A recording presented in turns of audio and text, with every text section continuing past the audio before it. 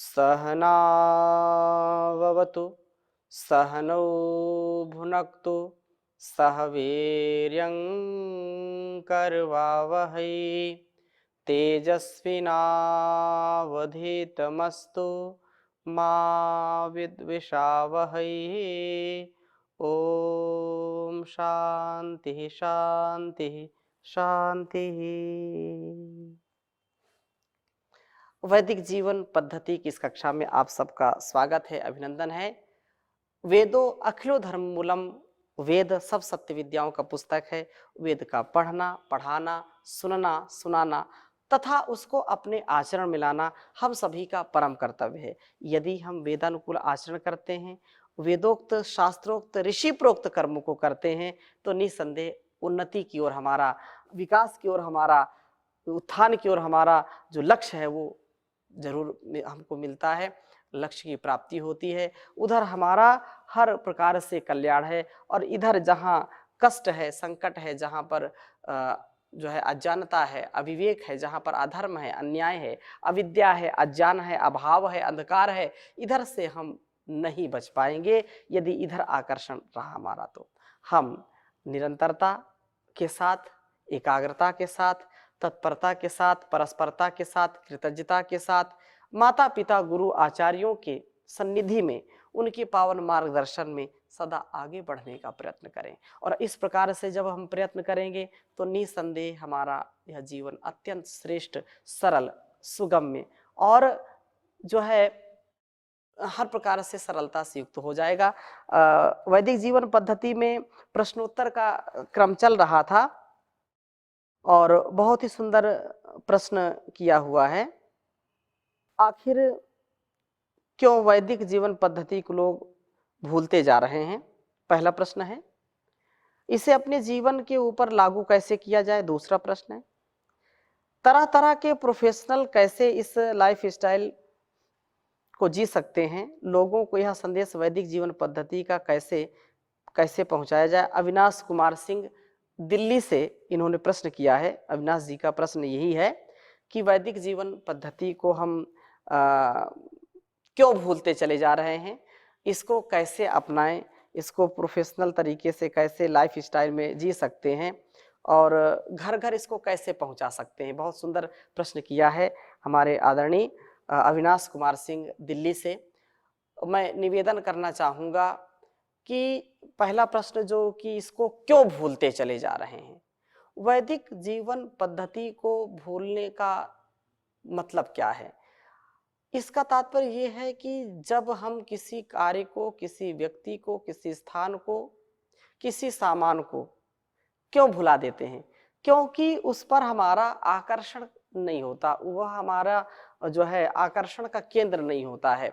जो व्यक्ति, वस्तु, स्थान या जो ज्ञान, जो सामान हमको ज्यादा आकर्षित करता है, हमको ज्यादा प्रभावित करता है, हम उधर ही ज्यादा ध्यान दे पाते हैं, उधर ही हम आकर्षित रहते हैं। और जो व्यक्ति, वस्तु, स्थान या ज्ञान, सामान जो भी, उधर हमारा ध्यान क्यों नहीं जाता, क्योंकि हम उस पर ध्यान नहीं देते, वो हमको आकर्षित नहीं करता, आकर्षण का केंद्र नहीं होता है। इसलिए वैदिक जीवन पद्धति को हम भूलते चले जा रहे हैं। हमारी जो लाइफ स्टाइल थी, हमारा जीवन चक्र था, जीवनचर्या थी, उसको हम भूलते चले जा रहे हैं। आज का जो हम परिवेश देखते हैं, चाहे नगर हो, चाहे शहर हो, गांव हो, गली हो, खेत खलिहान हो, चाहे जहां पर हम देखते हैं एक जो विकट संकट की स्थिति आ गई है, जहां पर व्यक्तियों का, वस्तुओं का, स्थान का जो एक बहुत बड़ा आकर्षण है, भौतिक आकर्षण। ये दुनिया बड़ी चमकीली है, ये दुनिया रंग रंगीली है, ये दुनिया रंग रंगीली है, अंदर इसके कूड़ा करकट, बाहर से चमकीली है, ये दुनिया रंग रंगीली है। तो इस रंग रंगीली दुनिया में, इस चमकीली दुनिया के आकर्षण में व्यक्ति फंस गया है। और जब आंखों के सामने चकाचौंध है तो फिर दूसरी वस्तु दिखाई नहीं पड़ती है, जैसे रात्रि में हम सफ़र करते हैं, गाड़ी में बैठे होते हैं, तो सामने से जब कोई बहुत तेज़ी से कोई गाड़ी आती है, उसकी लाइट बहुत पावरफुल होती है, तो वो लाइट आँखों पर पड़ती है, तो व्यक्ति को दिखाई नहीं पड़ता सामने क्या है। वो डीपर मार हो जा पार, ऐसा बोलते हैं पीछे से। और जब सामने से आती है लाइट, तो फिर वो उसको दिखाई नहीं पड़ता कि किधर से जाएँ हम। वो जाता है तो फिर कभी-कभी गड्ढे में गिर जाता है। ऐसे ही इस संसार का जो आकर्षण है, जो भोग की दुनिया है, जो क्षणिक सुख के चक्कर में लोग फंसे हुए हैं, इससे इस वैदिक जीवन की ओर आकर्षित नहीं हो पाते हैं।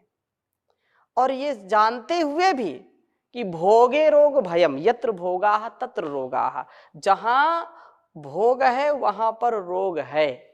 अंतिम में कुछ हाथ लगता नहीं है, लेकिन अभी जब तक डू ऐस, खाओ पियो मौज करो, पिब भुंग सुरमस्व, खाओ पियो और मौज करो। 4 दिन की चांदनी फिर अंधेरी रात, कौन देखा कल, आज जो करना है आज करो। ऐसे जो संकीर्ण विचारधारा है, जो भोगोन्माद है, यावत जीवेत सुखम जीवेत, ऋणम कृत्वा घृतम पीबेत, भस्मीभूतस्य शरीरस्य पुनरागमनम कुतः। ये जो लोगों की जो है चारवाक की जो स्थिति है, चारवाक के लोग जो है ज्यादा भक्त जो बन रहे हैं, तो वो कहते हैं कि जब तक जीवन है खाओ पियो मजे करो, और खाने पीने की कमी पड़े तो कर्जा लेकर के आओ, घी पियो, कर्जा लेकर के, कौन देखता है। लेकिन हमारी ये संस्कृति नहीं है। लेकिन अब हमारी संस्कृति त्याग की संस्कृति है। तेन त्यक्तेन भुंजीथा मा गृधा कस्विद् धनम, त्याग पूर्वक जीवन जीने की कला सिखाती है हमारी संस्कृति। और आज की जो स्थिति है उसमें भोगोन्माद है, इसलिए लोग भोगों की ओर, क्योंकि जो रसना का सुख है वो क्षणिक सुख है और उसको अच्छा लगता है। डायबिटीज भले ही हो जाए, लेकिन रसगुल्ला खाने से बाज नहीं आएंगे, जलेबी खाने से बाज नहीं आएंगे। ऐसे नहीं मिलेगी तो चोरी करके खाएंगे, चुपचाप खाएंगे, छिप करके खाएंगे। रोग होने पर भी भोग लोग छोड़ते नहीं है।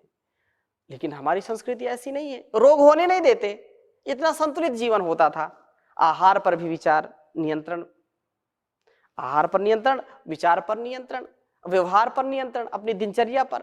आज हम क्यों रोगी हो रहे हैं? क्योंकि unhealthy life style, unhealthy thoughts, unhealthy food, ये जो है, ये जो असहज जीवनचर्या है, असंतुलित जीवनचर्या, असंतुलित आहार, असंतुलित विचार जो है, ये हमको रोगी बना रहे हैं। लेकिन हमारी वैदिक परंपरा में, वैदिक संस्कृति में बिल्कुल इसका निषेध है कि हमको जो जीना है अच्छे से जीना है। हित भुक, मित भुक, ऋत भुक, हम अच्छा खाएं, कम खाएं, सात्विक आहार लें, हितकारी आहार लें।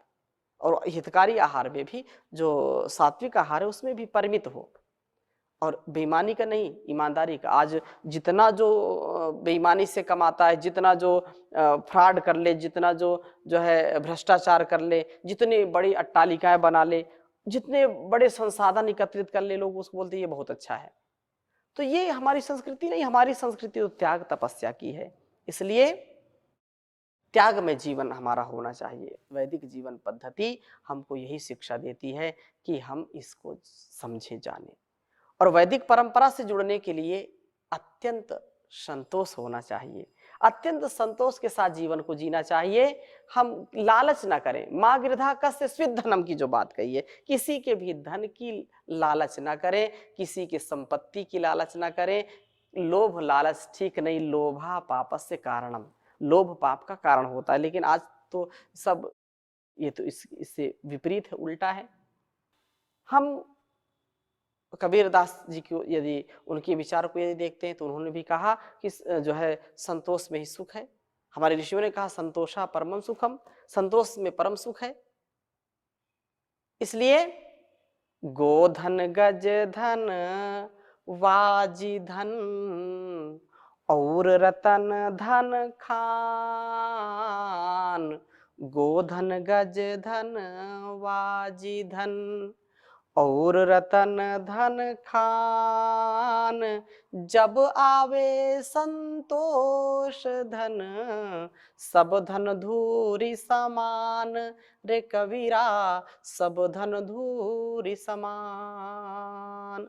हम धन को जितना महत्व देंगे उतना निधन की ओर जाएंगे, उतना हम विचारों से, उतना संस्कारों से निर्धन होते चले जाएंगे। और अंत समय में कितना भी धन वैभव हम कमा लें, कितनी सुख समृद्धि पा लें, लेकिन अंत में निधन तो होना ही होना है। अपने संतान को, अपने इस जीवन को, इस जहान को महान बनाने का यदि कोई अच्छा सच्चा उपाय है, कोई एक परंपरा है, ऋषि परंपरा, तो वह वैदिक परंपरा है, वह वैदिक जीवन पद्धति है। इसको आत्मसात जरूर करें। जब इस ओर आकर्षण लोगों को होगा, क्योंकि ये शाश्वत सुख है, इसमें जन्म जन्मांतरों का सुख छिपा हुआ है। और यहाँ भौतिक जो सुख है वो क्षणिक सुख है, सुख थोड़ी देर का और दुख दीर्घ काल का। तो आदरणीय जो अविनाश जी ने जो प्रश्न किया है, तो इसमें ये बात जरूर हमको समझनी चाहिए कि क्षणिक सुख चाहिए या शाश्वत सुख चाहिए। हम क्षणिक सुख के लिए यदि कार्य करते हैं तो क्षणिक सुख मिलेगा। इस सुख से हम ऊपर उठने का प्रयत्न करें, इस आकर्षण से अपने आप को बचाने का जो है प्रयास करें। वैदिक जीवन पद्धति बहुत सरल है इससे, क्योंकि सत्य तो सत्य होता है, सत्यमय जीवन, सत्यम ज्ञानम अनंतम ब्रह्म, सत्यमय जीवन हो। और इसके लिए सदा संतोष के साथ जीवन जीने का प्रयत्न हमको करना चाहिए। त्यागमय जीवन हो, परस्परता के साथ जीवन हो। यहाँ तो स्वार्थपरता की होड़ लगी हुई है।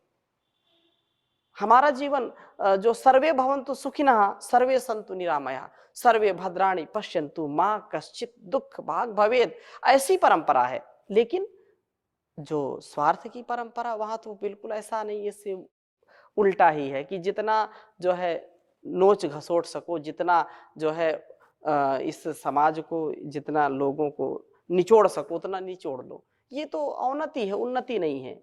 भवन बन रहे हैं, गबन हो रहा है, ये उत्थान है या पतन हो रहा है। वह शिक्षा गई जो बनाती थी मानव, वह शिक्षा गई जो बनाती थी मानव, कुशिक्षा का पाठन पठन हो रहा है, ये उत्थान है या पतन हो रहा है। विदेशों में दिल और यहाँ दल बदलते, विदेशों में दिल और यहाँ दल बदलते, दिली भावना का दलन हो रहा है, ये उत्थान है या पतन हो रहा है। करो त्याग तुम हम भरें जेब अपनी, करो त्याग तुम हम भरें जेब अपनी, ये जनहित का कैसा दमन हो रहा है, ये उत्थान है या पतन हो रहा है। बगावत खुली कर रहे देशद्रोही, बगावत खुली कर रहे देशद्रोही, तबाह उल्लुओं से चमन हो रहा है, ये उत्थान है या पतन हो रहा है। कवि वीर भगवान ही अब बचाए, कवि वीर भगवान ही बस बचाए, गलत रास्ते पर वतन हो रहा है, ये उत्थान है या पतन हो रहा है। तो हम अपने जीवन और जगत की भलाई के लिए वैदिक जीवन पद्धति को अपनाएं। इस पद्धति को अपना करके अपनी संतति को, अपने समाज को संसार को हम सुख से, आनंद से, शांति से परिपूर्ण कर सकते हैं, यही एक उपाय है। ना इतो अस्ति ना अथो इतो अस्ति ना अन्यथा इतो अस्ति, अथवा ये कहें ना अन्यथा इतो अस्ति। ये संसार का जो नियम है, नान्या पंथा विद्यते अनाय, और कोई दूसरा उपाय नहीं है। एक ही उपाय है कि अपने जीवन को अच्छे से वैदिक परंपरा में जीने का प्रयास करें और स्वार्थपरता की कहानी को छोड़ें। दूसरा प्रश्न जो किया था कि अपने जीवन के ऊपर कैसे इसको लागू किया जा सकता है, प्रोफेशनल कैसे रह सकते हैं, लाइफ स्टाइल में कैसे जी सकते हैं। तो लाइफ स्टाइल में जीने के लिए तो ये बिल्कुल सरल है, और जो आत्मानुकूल आचरण है, जो बोलते बहुत ज्यादा इसको जटिल बनाते, बिल्कुल जटिल बनाने की आवश्यकता नहीं है। जो शास्त्रोक्त कर्म है उसको बस करते चले जाएं। जो शास्त्रों को नहीं पढ़ पाते, वेदों को नहीं पढ़ पाते, सुन तो पाते हैं, कुछ तो सुने, सत्संग करें। सत्संग से जीवन हमारा अच्छा बनता है। इसको जन जन तक पहुंचाने के लिए सरल भाषा में जो इसको जानते हैं, इसके जाता है, उनको उनके सामने रखने का प्रयत्न करना चाहिए, तथा इस सरल भाषा से, सरलता से अपने जीवन और जगत की भलाई के लिए समरस होकर के, समर्पण के भाव से, अनकंडीशनल सरेंडर के भाव से अपने जीवन को जीना चाहिए।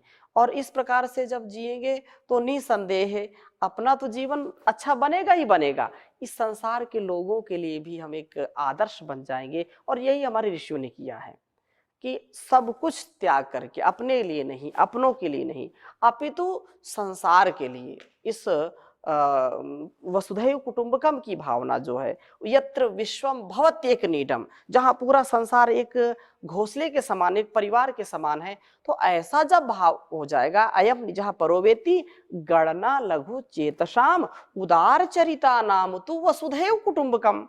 ये सब जो ये मेरा है, ये तेरा है, और तू मैं की स्थिति में जो लोग लड़ते झगड़ते रहते हैं, वो कभी उन्नति को नहीं प्राप्त कर सकते हैं, वो कभी वैदिक जीवन पद्धति को नहीं प्राप्त कर सकते। लेकिन जिनके अंदर यह भाव है कि अयम निजा परोविति, ये तो गणना लघु चेतसाम, ये तुच्छ विचार वाले लोगों का, संकीर्ण विचारधारा जिनकी है, उनका यह विचार होता है। लेकिन जो श्रेष्ठ विचार वाले होते हैं, जो उन्नत विचार वाले होते हैं, विशाल हृदय वाले होते हैं, वसुधैव कुटुंबकम, उनके लिए सारा ये संसार, यह व्यापार नहीं, ये परिवार के समान आता है। और परिवार में प्यार है, परमार्थ है, सदाचार है, सदव्यवहार है, ये परोपकार से युक्त जीवन होता है। तो ऐसा जीवन हम जी पाएंगे तो ये सरलता से, और उसको ज्यादा शास्त्र नहीं पढ़ पाए हैं तो कम से कम इतना तो पढ़ ही लिया है कि दूसरों का हित कर सकें। उतना तो जान लें कि जो मेरे लिए हितकारी है, जो मेरे अनुकूल है, वो दूसरों के अनुकूल होना चाहिए। मुझको सम्मान चाहिए तो दूसरों को भी सम्मान देना पड़ेगा मुझको। यदि मैं ईमानदारी चाहता हूं, मैं चाहता हूं मेरे से झूठ कोई ना बोले, तो मुझको अधिकार नहीं कि मैं किसी से झूठ बोलूं। मैं नहीं, मुझको चोरी अच्छी नहीं लगती है, मेरा सामान कोई चोरी कर ले जाए, ये मुझको कभी बर्दाश्त नहीं। तो मुझको भी दूसरों के सामान की चोरी कभी नहीं करनी चाहिए। कोई भी कितना भी झूठ बोलता हो व्यक्ति, कितना भी असत्य बोलता हो, वह भी चाहेगा कि लोग, मेरी पत्नी, मेरे बेटा, मेरी बेटी या मेरा पति, जो कुछ भी है, वो लोग मेरे से सही बोले। झूठ बोलने वाला भी व्यक्ति झूठ नहीं पसंद करता, उसको सत्य अच्छा लगता है कि उसके साथ सत्य बोले। चोर को भी, कितना बड़ा चोर है, लेकिन उसको ये अच्छा नहीं लगेगा कि उसी का सामान कोई चोरी कर ले जाए। तो सत्य क्या है, मूल से हम जुड़े, मूल में भूल ना हो। जब मूल में भूल नहीं होगी तो हम स्वाभाविक रूप से इस वैदिक परंपरा को जीने वाले हो जाएंगे। इसलिए ये बात कही है कि आत्मत सर्वभूतेषु यह पश्यति सा पंडिता, अयम निजः परोवेति की जो बात कही है कि ये जो संसार है, मातृवत परदारेषु परद्रव्येषु लोष्टवत आत्मत सर्वभूतेषु यह पश्यति सा पश्यति, अथवा यह पश्यति सा पंडिता। वास्तव में वही विद्वान हो जाता है, वही जानवान हो जाता है, वही विद्वान हो जाता है, वही वास्तव में भगवान हो जाता है, देवत्व के गुणों से युक्त हो जाता है, केवल 2-3 बातों पर ध्यान देने से। क्या कि मातृवत परदारेषु, मेरी जो दृष्टि है वह दूसरे की स्त्री में माता के समान हो, अर्थात कभी भी कुदृष्टि न डाले, दूसरों की बहन बेटियों को अपनी बहन बेटी के समान समझना चाहिए, दूसरे की पत्नी को अपनी मां के समान समझना चाहिए। मातृवत परदारेषु पर द्रव्येषु लोष्टवत्, दूसरों की धन संपत्ति, दूसरों की जो वस्तुएं हैं उन पर कुदृष्टि न डालना, उनको मिट्टी के समान समझना। और ऐसा जब जीवन हो जाएगा तो आत्मत व्यवहार हो जाएगा। आत्मत व्यवहार वो है कि जो मेरे लिए अच्छा है वो दूसरों के लिए, यही सबसे बड़ा धर्म है, यही सबसे बड़ा धर्म का सार है। महाभारत में बहुत सुंदर बात कही व्यास जी ने कि श्रूयताम धर्म सर्वस्वम श्रुत्वा च अवधारिताम। अरे दुनिया के लोगों सुनो सुनो सुनो, मैं धर्म का सार तुमको बताता हूं। और तो बहुत विस्तार है इसका, लेकिन उस विस्तार को मैं बहुत ही संक्षिप्त बताता हूं, उसका सार बताता हूं आपको। क्या है कि आत्मना प्रतिकूलानि परेशान समाचरित, यही धर्म का सार है कि श्रूयताम धर्म सर्वस्वम श्रुत्वा च अवधारिताम आत्मनः प्रतिकूलानि परेशान समाचरित। यह धर्म का मर्म सुनो, समझो, जानो और सुनकर के इसको आत्मसात करो, इसका पालन करो जीवन में। आत्मनः प्रतिकूलानि परेशान समाचरित, वो सार क्या है कि जो मेरे लिए अहितकारी है, जो मेरे लिए प्रतिकूल है, अनुकूल नहीं है, वह दूसरों के साथ व्यवहार कभी नहीं करना चाहिए। यही वैदिक जीवन है। इसी से अपने जीवन और जगत की भलाई के लिए, यश के लिए, कीर्ति के लिए हम कार्य करते रहेंगे तो सदा सर्वदा सर्वत्र यह वैदिक परंपरा पुष्पित पल्लवित होगी, विकसित होगी और कोई भी यह जीवन अच्छी प्रकार से जीने के लिए जरूर किया जा सकता है। तीसरा प्रश्न किया है कि इसको लाइफ स्टाइल में, जो प्रश्न है वो लाइफ स्टाइल ऐसा ही है कि जीवन में इसको जिए, अंतिम की इसको कैसे कैसे लोगों तक पहुंचाया जाए। तो इसका माध्यम बहुत अच्छा है। आजकल तो, पहले तो लोगों के पास इतने संसाधन नहीं होते थे, प्रचार प्रसार के इतने संसाधन नहीं होते थे, इतने संसाधन लोगों तक अपने संदेश को पहुंचाने के लिए नहीं होते थे, लेकिन अब इतने अच्छे संसाधन हैं। आप इसको, जैसे परम पूज्य स्वामी जी महाराज ने योग को घर घर, गांव गांव, शहर शहर और देश दुनिया में पहुंचा दिया, आस्था के माध्यम से, संस्कार के माध्यम से। तो ये वैदिक चैनल देख रहे हैं, तो वैदिक चैनल के माध्यम से कितने लोग इससे लाभान्वित हो रहे हैं। इसको और प्रचारित प्रसारित करने के लिए सोशल मीडिया पर, फेसबुक पर, ट्विटर पर, यूट्यूब पर कितने कितने चीज़ों का सहारा लेकर के आप इसको फैला सकते हैं, संवाद कर सकते हैं, आप जो है ऑनलाइन सुन सकते हैं, सुना सकते हैं, देश दुनिया को बता सकते हैं। कितना सुंदर संसाधन उस जो है भगवान ने इस इंसान के मन मस्तिष्क में जो ज्ञान दिया है, जिसके कारण ये संसाधन बने हैं, ये उपकरण बने हैं, तो इनका प्रयोग करके हम घर घर तक इस विद्या को पहुंचा सकते हैं। इसका लाभ भी क्या होता है उसका भी संदेश दे सकते हैं, क्योंकि बिना लाभ के कोई व्यक्ति किसी भी चीज को स्वीकार नहीं करता है। तो जो व्यक्ति वैदिक जीवन पद्धति में जीता है, सात्विक आहार लेता है, जिसके सात्विक विचार होते हैं, जो योगमय जीवन जीता है, जो यज्ञमय जीवन जीता है, जो संपूर्ण इस परंपरा को आत्मसात करता है, तो उसके जीवन में इतनी दिव्यता है, निरोग जीवन रहता है और प्रसन्नता रहती है, दूसरों को प्रसन्न करता है।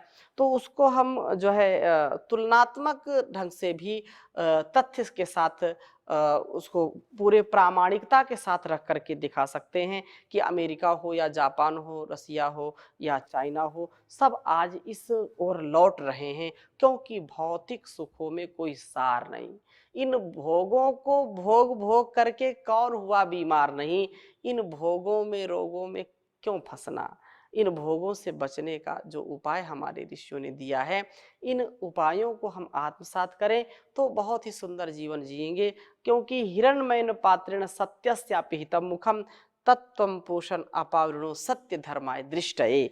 हे परमपिता परमेश्वर, ये संसार की जो चकाचौंध है ना, ये जो भौतिकता है, इसको आप मेरे से दूर करो। इसकी चकाचौंध मुझको विचलित कर रही है। सत्यस्यापि हितं मुखम, इस चकाचौंध से, इस सुनहरे रंग से, या इस भौतिकता की अंधाधुंध जो दौड़ है, इस दौड़ में मुझको सत्य तक नहीं पहुंचने दिया जा रहा है। मैं सत्य का स्वरूप ठीक ठीक नहीं समझ पा रहा हूँ। सत्य सापिहितम मुखम, सत्य का मुख इससे ढका हुआ है, इसको हटा लीजिए। तत्वम पूषण अपारुणो, हे परमपिता परमेश्वर, आप इस आवरण को, इस ढक्कन को, इस चादर को हटा लीजिए, इस आवरण को हटा लीजिए जिससे मुझको ठीक-ठीक सत्य तथ्य का ज्ञान का भान हो सके और उस विज्ञान से युक्त होकर के मैं अपने जीवन को महान बनाऊँ और इस जीवन को महान बना कर के इस जहान को भी महान बनाने का महान कार्य करूँ।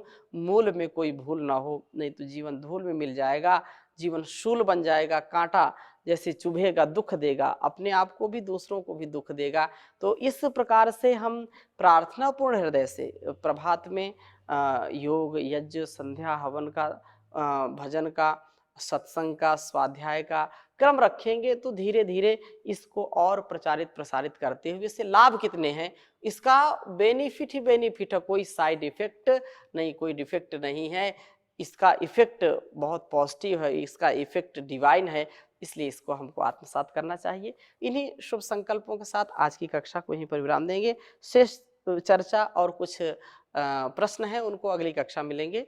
ओम शांति शांति शांति।